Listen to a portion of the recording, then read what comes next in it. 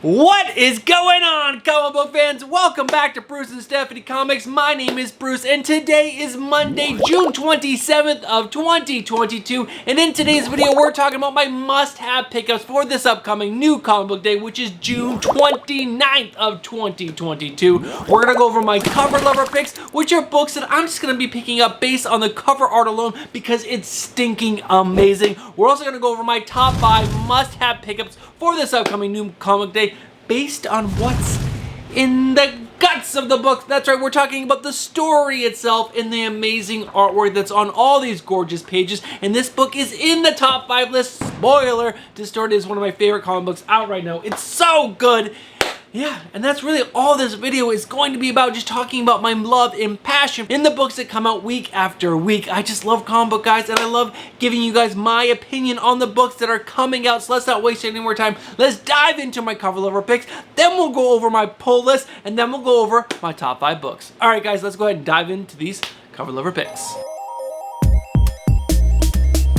Alright guys, there are 6 cover lover picks to go over in today's video, and the first cover up that I want to show you guys is for Robin number 15, the 1 in 25 incentive cover done by Marcio Focolio. I believe that's how you pronounce it, but it features Damian Wayne in Flatline kissing on the cover, and then you got Batman in, I forgot Flatline's like trainer or whatever in the background. He's like Death or something, I don't know. Doesn't matter. The cover is so stinking cool. I love the fact that Damian has a girlfriend. Her name is Flatline, and she's really freaking cool. Alright guys, these next 2 covers you might have seen on my comic book speculation recommendations video, and they are for Harley Quinn number 16. And the first one that I want to show you is the Pride Month cover done by Oliver Copel. And there is no better word to describe this cover other than gorgeous. It is just a gorgeous Harley Quinn cover. I also like the Sozo Maika exclusive variant cover, and there is a trade dress in version for this cover, and again, it is just gorgeous. Both of these versions of this cover are stunning and gorgeous, but I personally like the trade dress more than the version. But guys, let me know down in the comments below which one you prefer. And guys, there will be links down in the description below where you guys can pick this cover up. But let's go ahead and move into the next cover. Alright guys, the next cover up is for Task Force Z number 9, the 1 in 25 incentive cover. That's right, there's an incentive cover for Task Force Z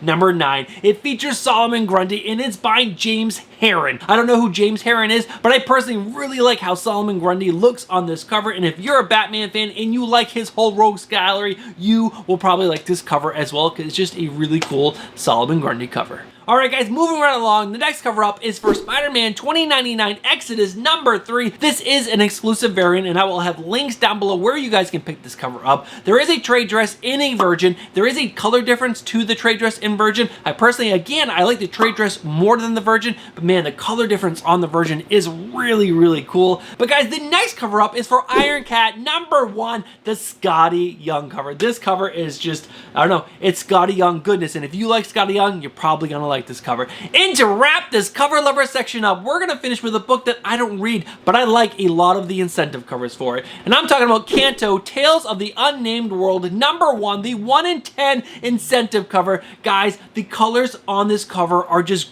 gorgeous. That bright, vibrant pink really stands out, and I love the fact that you can see the villain in his axe that he's holding up. There's just so many cool things going on with this cover, and guys, Kanto fans really, really do like their covers, so this could be a good spec book, even though I'm not talking about spec, but it could be a good spec book. Alright guys, those are all my cover lover picks. Let's go ahead and take a look at all the books that I'm pulling this week. I'll let you guys know what books I'm caught up on and which ones I'm not. Alright guys, let's check that out.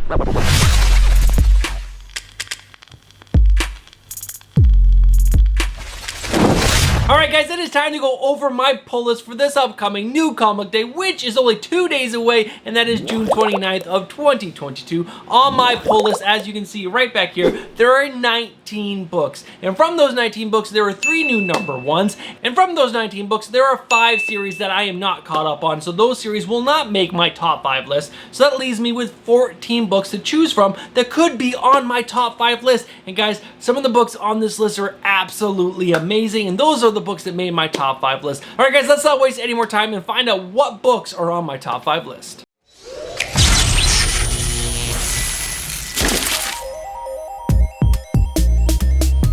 Alright guys, kicking off this list in the number 5 spot is a little indie title that's been on this list ever since issue number 1 came out, and that is Distorted number 4. This is written by Salvatore Vicenzo and art by Gabriel Falzone, and what this book does so well is they dangle this little carrot of information for all these characters, and they just drag you along because you want to know more and you want to know more, and every single issue just gives you a little bit for these characters, and it's just, they're just building this super engaging world with these people with powers, but there's also this agency on the outside that seems to be collecting them, and then there's this serial killer, and there's just so many things. Now there is one problem with this book, and that is that this is only a 5-issue miniseries. How are they going to be able to wrap up all these amazing storylines that they are just getting started with only 5 issues? And that is why this book has dropped down to the number 5 spot, because I am just so nervous, but I'm still so excited to get my hands on issue number 4 and then issue number 5, because I just think they are telling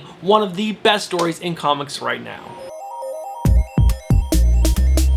Alright guys, sitting in the number 4 spot is She-Hulk number 4. This is written by Rainbow Rowell and art by Luka Marska. I believe that's how you pronounce it, but guys, this book is getting better and better with every single issue. Obviously, one of the main characters in this is She-Hulk, but we also have been introduced, or I have been introduced to this character called Jack of Hearts. I know nothing about Jack of Hearts, and he's supposed to be dead, but what Rainbow Rowell has done so well in this book is make me care about this character, Jack of Hearts. Through the interactions between Jennifer Walters and Jack of Hearts, it's just so engaging, but there's also this little hint that something really bad is going to happen because of the history of Jack of Hearts. It's so cool seeing this. I also love that Jennifer Walters has been torn down to like basically nothing, but she's slowly building herself back up, both in her professional life and personal life, and it's so cool. A little deconstruction to build them back up is such a great thing to see in a comic book when it's done right, and I think Rainbow Rowell has done an amazing job on this book, and the art by Luka Marska. Again, I apologize if I'm totally butchering your name, but the artwork has been fantastic. I love this book. One of the best books at Marvel right now, in my opinion. But guys, read She-Hulk because it's so good, and let's go ahead and move on to my number 3 book. Alright guys, sitting in the number 3 spot is a little book called Batman and Catwoman number 12. This is the finale of the Maxi series, written by Tom King and art by Clay Mann. And guys, if you are not a Tom King fan, I totally understand, because I haven't really liked a lot of his recent work. I really haven't. Human Target, and what was for that, the Adam Strange book, I really didn't like those titles at all. But guys, when he writes Batman, I really enjoy it. I know some people hated his Tom King run, but I am not one of those people. I really enjoyed it. And to see him build up this Batman and Catwoman relationship, even though we really don't see a lot of it, it really focuses on Catwoman and Joker, but just seeing that little relationship build over this book has been so good. It's been such a fun tale, and guys, the art, holy guacamole, the art by Clay Mann is stunning. Every single page is gorgeous. So you got a really fun story that bounces around between different timelines, and you also got this just gorgeous artwork that is telling this tale. I love it. I love this book so much. We also get a Batman Catwoman daughter in this book, which is so cool. So cool, and she's all grown up, doing really cool Batman things. So, you know, there you go. A little bit of a spoiler there for you guys, but guys, it is such a good book. This is the finale. Guys, you guys should be picking that up, and there is that Jim Lee cover that is absolutely gorgeous. All right, that's it. I love this book. I love it. I love Batman. I'm sorry. And I love Batman and Catwoman together. That relationship is so good. So good. All right, guys, let's go ahead and move into the number 2 book. Alright guys, the book that's in the number 2 spot, I'm kind of rolling the dice on this. I really don't know if it's going to be good or bad because it's a new number 1, but it is DC vs. Vampires Killers number 1. This is written by Matthew Rosenberg and art by Mike Bowden and Eduardo Mello. And I am super excited for this book because I have loved every single issue of DC vs. Vampires. I love Elseworlds Tales. If you guys watch this series, you know I love Elseworlds Tales, and I'm not ashamed to say it. And what Matthew Rosenberg and James Tynion IV have done in the main DC vs. Vampires book is just so good. So I'm excited to see these spin-offs. And in this spin-off, we're going to see Harley Quinn. She's soloed herself from the rest of the world and kept herself alive. But in this issue, we find out that Harley Quinn might have found what might save the human race. Guys, this is going to be so much fun. Hey, we get Harley Quinn killing probably lots and lots of vampires and possibly finding what's going to save the human race. That just sounds like so much fun. My one little hesitation on this book is that I don't know the artist on this book, so I got my fingers crossed trusted that they're gonna bring their A game to this story because I think it could be really, really fun. All right, guys, that's my number 2 book. Let's find out what my number 1 is. Alright guys, the book that's in my number 1 spot is a no-brainer. It is Batman Beyond the White Knight, number 4. This is written and drawn by Sean Murphy. And if you guys haven't read any of the White Knight universe done by Sean Murphy, you guys are missing out. Yes, another Elseworlds Tales book. Guys, what can I say? I love this. It is so good. I love when I can see my favorite characters with a little bit of a twist on it, and it's just done so well, and Sean Murphy is crushing this series. This is the 3rd installment of his White Knight universe, and it is just building on the first 2 series, and it is so good. I love that Batman is older. I love that we get Terry McGinnis. This is his version of Terry McGinnis. We also get different versions of all the characters, and guys, a little bit of a spoiler here for you. Harley Quinn and Batman are married in this.